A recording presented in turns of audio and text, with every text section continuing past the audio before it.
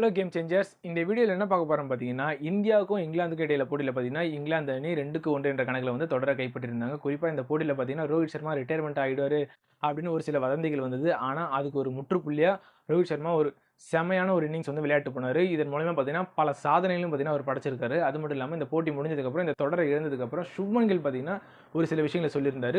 ரோஹித் சர்மா வந்து அந்த retirement issue இது நடந்ததில்ல, இந்த நியூஸ் வந்து ஸ்ப்ரெட் ஆச்சுல, ஸோ இதை பற்றி வந்து அவரும் சொல்லியிருக்காரு. மொத்தமாக இந்த வீடியோவில் பார்த்துலாம் வாங்க. இந்த மாதிரியான கிரிக்கெட் அப்படி தெரிஞ்சுக்க மறக்காம நம்ம சேனல் சப்ஸ்கிரைப் பண்ணிங்க.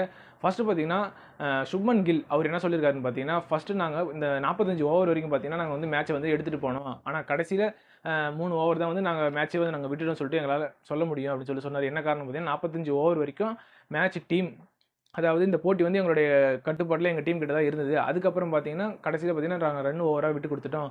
அது மட்டும் இல்லாமல் பார்த்தீங்கன்னா எங்களுக்கு வந்து 6வது பந்து வீச்சாளராக வந்து எங்களுக்கு யூஸ் பண்ணுறதுக்கு யாருமே இல்லை.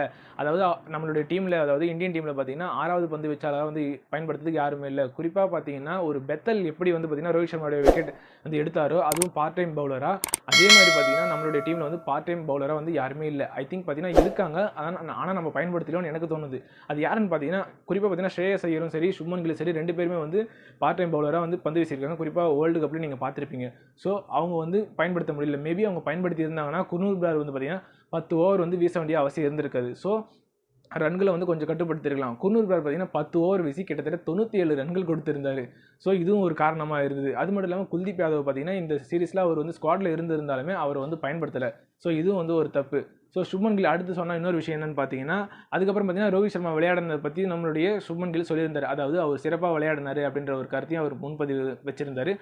அது மட்டும் இல்லாமல் இந்த போட்டி முடிஞ்சதுக்கப்புறம் இங்கிலாந்து அணியின் கேப்டன் அவர் என்ன சொல்லியிருந்தாருன்னா, அதாவது இந்த போட்டியில் பார்த்தீங்கன்னா இந்தியா போன்ற பெரிய நாடுகளை நாங்கள் வீழ்த்தியது மிகவும் மகிழ்ச்சியாக இருக்கிறது. குறிப்பாக பார்த்தீங்கன்னா Jacob Bethell, Joe Root, Ben Duckett இவங்க 3 பேருமே வந்து சிறப்பாக விளையாடினாங்க அப்படின்ற பதிவும் பார்த்தீங்கன்னா அவர் பதிவிட்டிருந்தது. அடுத்து பார்த்தீங்கன்னா ரோஹித் சர்மா அவர் இந்த போட்டியின் மூலமா படைத்த சாதனை என்னன்னு சொல்லிட்டு வாங்க பார்த்துடலாம். குறிப்பாக பார்த்தீங்கன்னா இங்கிலாந்து மண்ணில் பார்த்தீங்கன்னா அதிக சதங்கள் அடித்த வீரர்களின் பட்டியலில் அவர் இணைஞ்சிருக்கிறாரு. அது மட்டும் இல்லாமல் இந்தியா இருதரப்பு ஓடிய தொடரில் சதம் அடித்த வீரர்கள் பட்டியலையும் அவர் இணைஞ்சிருக்கிறாரு. 39 வயது ஆகியும், அதாவது அவ்வளோ வயது ஆகியும் சதம் அடித்த பிளேயர்கள், அதுவும் குறிப்பாக பார்த்தீங்கன்னா ஓடிய தொடரில் சதம் அடித்த பிளேயர் அப்படின்ற ஒரு சாதனையை அவர் படைச்சிருக்கிறாரு. அது மட்டும் இல்லாமல் வெளிநாட்டில் வந்து பார்த்தீங்கன்னா ஒரு நாடுக்கு எதிராக வந்து அதிக சதங்கள் அடித்த வீரர்கள் பட்டியலில் இணைஞ்சிருக்கிறாரு. இந்தியா இங்கிலாந்து இடையே வந்து பார்த்தீங்கன்னா அதிக சதங்கள் அடித்த வீரர்கள் பட்டியலையும் அவர் இணைஞ்சிருக்கிறாரு.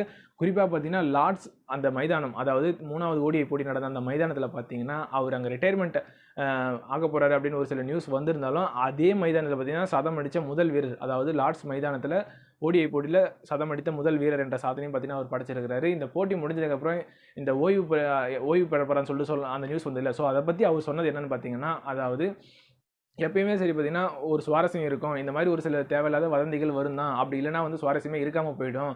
ஸோ அதெல்லாம் நான் கவனிச்சிக்கவே மாட்டேன். வெளியில் என்ன நடக்குது, சோஷியல் மீடியாவில் என்ன நடக்குதுன்னு பற்றி எனக்கு கவலையே இல்லை. என்னுடைய நாட்டுக்காகவும் என்னுடைய டீமுக்காகவும் நான் வந்து சிறப்பாக விளையாடணும், அதுதான் என்னுடைய முக்கிய நோக்கமே அப்படின்னு சொல்லிட்டு அவர் சொல்லி அவரோட கருத்தை வந்து முடிவு செஞ்சிருக்காரு. அதுக்கு ஒரு முற்றுப்புள்ளி, அதாவது அந்த வதந்திக்கு ஒரு முற்றுப்புள்ளி வச்சிருக்காரு. ஸோ இதை பற்றின கருத்து என்ன சொல்லிட்டு நீங்கள் மறக்காம கமெண்ட் செக்ஷனில் கமெண்ட் பண்ணிட்டு போங்க. இந்த மாதிரி கிரிக்கெட் அப்படி தெரிஞ்சுக்க மறக்காம நம்ம சேனல் சப்ஸ்கிரைப் பண்ணிங்க.